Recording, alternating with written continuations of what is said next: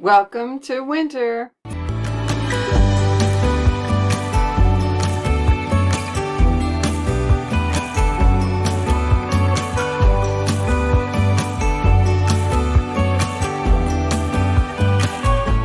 hello and welcome to another episode of You and Me and Multiple Sclerosis.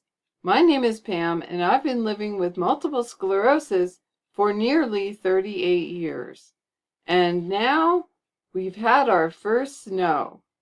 And as you can see here in the pictures, it's not record-breaking or anything like that. But once the snow hits the ground, I have to start thinking about what has to be different so that I can more safely get outside, go to church, do the things that I still want to do. If it were just the cold, quite frankly, I think I would probably be fine because I do pretty well in cooler temperatures. My husband wears a ski cap to bed because I like to have the window open a little bit, even in the winter time. And I know that's kind of weird, but I need to be cool. But at the same time, my thermostat is so screwy wacky that if I'm not somewhat warm or capable of becoming warm if I get cold, I become way too cold. I'd be interested to know, do you have the same problem with your thermostat where you get hot at the drop of a hat and then 5 seconds later you're too cold? Anyway, the things that I need to do differently, that's the topic of today's discussion. I don't really have a long list of things, but I did want to mention just a few that I've taken to doing that I've really found helpful. And maybe those are things that you already do, or you have a better strategy that you've been using. I'd love to know about that too. Well, number one, of course, is the right attire. And as you can see from my funny hat here, which is actually something I borrowed from my husband, because I need something that's going to keep my ears warm. And also, we have a lot of wind here, and the wind not only chills my ears, but it blows. Okay, that was a long phone call and I lost my place. So I just wanted to say that the wind blows my hair across my face and just even in general hitting my body and everything. I lose track of where I am in space and my balance is bad enough as it is, but the wind just makes it worse. So keeping my hair out of my face is a really good idea when it gets windy outside, and especially on snow and ice. Dress in layers, and of course you know that already, but as you can see, I've got my layers on today. I've got my turtleneck and my sweater. If I get too hot, I can remove one or the other or change the shirt entirely. I've been known to do that. Believe it or not, I've been known to wear t-shirts in the middle of winter when I get too hot, and that's just how my thermostat works. It's just kind of weird. I really would like to know if I'm the only one. But conversely, when I go outside in the cold, if I'm moving around, it's fine. But if I'm standing in one place, I get really pretty cold.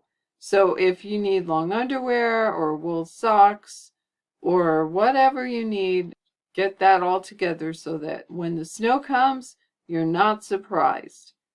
And then in addition to that, thinking about your footwear is very important. When the winter starts to come and I think there's even a threat of snow or ice, I make sure that I get all of my winter boots and shoes out, and those all have some kind of tread on the bottom. They might not be heavy-duty lug soles, but they have more tread than my summer shoes do, certainly. Those are pretty smooth.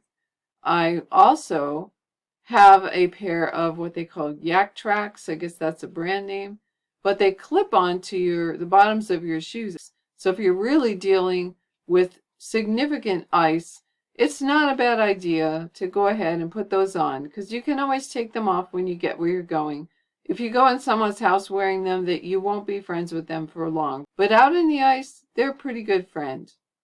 And then lastly, as you can see here, in the wintertime, I trade out my cane for this pole. It's basically a walking stick. And the thing I like about it is that I can hold on to it higher up than my cane. I'm not really putting weight on it. Because one thing I learned about canes, if there's ice under the snow or ice at all, the tip of the cane tends to slide. This base, let me see if I can pick it up so you can actually see the base.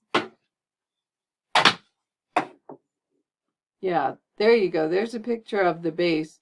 It's a little bit more substantial and it has a bigger footprint.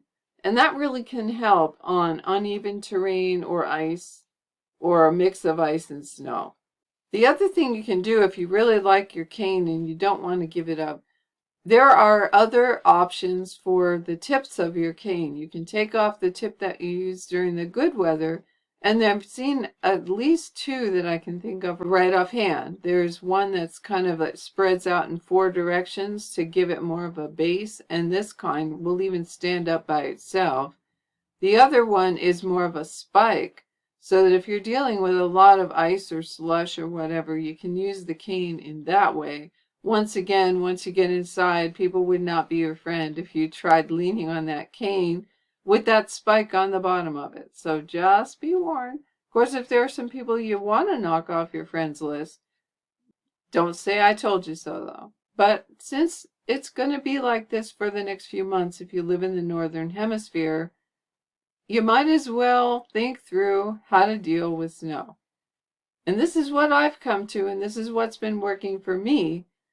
I would love, though, to hear what you do, because perhaps you've thought of some things or you've been using some techniques that I haven't thought of, and I'd love to know more, because one of the things that is the most concerning to me about falling is in the wintertime when it's slippery or could be slippery. And that has to do, as I said in my last video, with my balance problems, with my numbness in my toes, my lack of proprioception, meaning where I think I am in space. All those things really conspire to make life tough for me on the ice. I try to avoid it as best I can. There's nothing like a cup of cocoa or tea to sit here and watch the weather outside and know you don't have to go out in it. But unfortunately, my life isn't quite that settled down, so I will be going out in it, and I want to be safe. And I want you to be safe, so please take good care of yourself. I'll see you again in my next video.